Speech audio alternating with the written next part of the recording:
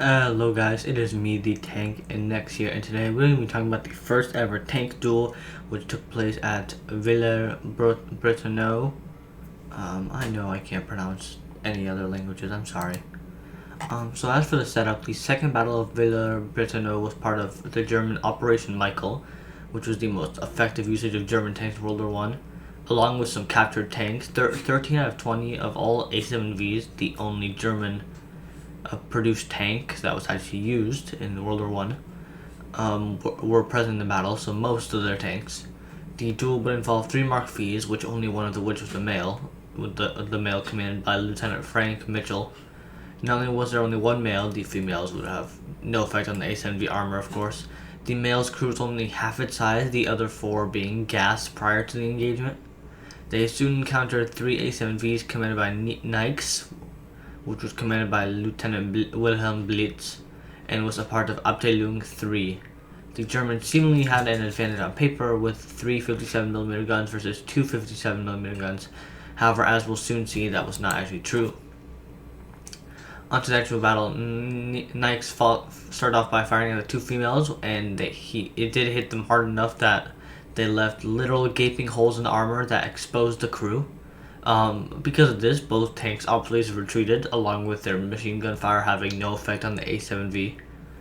The male tank continued forward, having to be constantly on the move to avoid the A7V's fire and German artillery.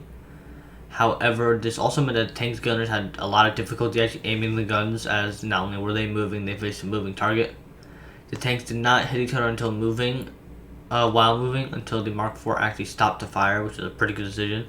The gunner hit 6 shells, and the commanding tank Nikes ended up literally falling onto its side as a result of the A7V's massive height and an incline in the land. The surviving crew of 18 fled the vehicle, with British soldiers behind the male tank, hitting and killing 9 of them as they fled. The male still faced 2 A7Vs alone, only supported by infantry.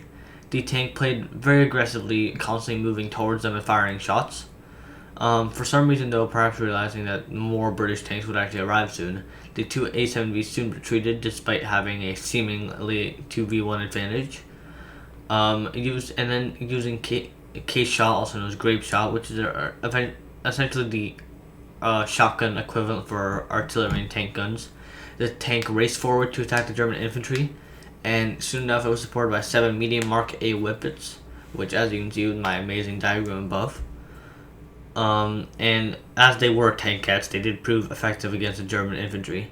Mitchell later actually remarked that their tracks were covered in blood, so they might have also ran a few guys over, which that is a very painful way to die.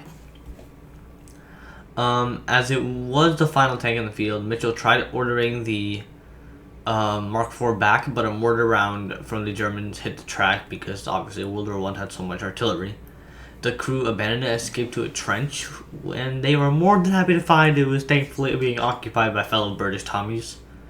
Meanwhile, Nikes' crew, under the command of Wilhelm Blitzen, who was also a pretty famous German chemist, tried to get back to the tank, get it moving. However, the engines failed, so they had to escape once again. German attempts to recover the tank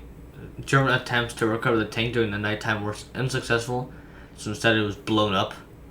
And this is where the first tank duel story ends. In general, seemingly the Germans had an advantage. However, the British tank had a lot of points about it that just made it better at tank combat against the A7V. First of all, the A7V's gun was right at the front, so as long as the British tank stayed on its side, it could attack the side armor, and the A7V could literally do nothing about it unless it turned. And the problem was that while British tanks were much better at turning, with their tracks going all the way around, the A7V meanwhile was not so good at turning. It had a much wider turn radius, so the British tank could pretty easily stay on its side. The British tank also had sponsons, which allowed it to basically defend its sides and also fire forward. Which, while yes it did leave its rear behind, honestly the chances of the A7V actually getting to its rear are slim to none. So this kind of proves that the Mark IV and British tanks in general were far superior than the A7V and German tanks. So that's about it. On Friday, I will be talking about Mephisto, the story of the only surviving A7V in existence. And so yeah, see you all then.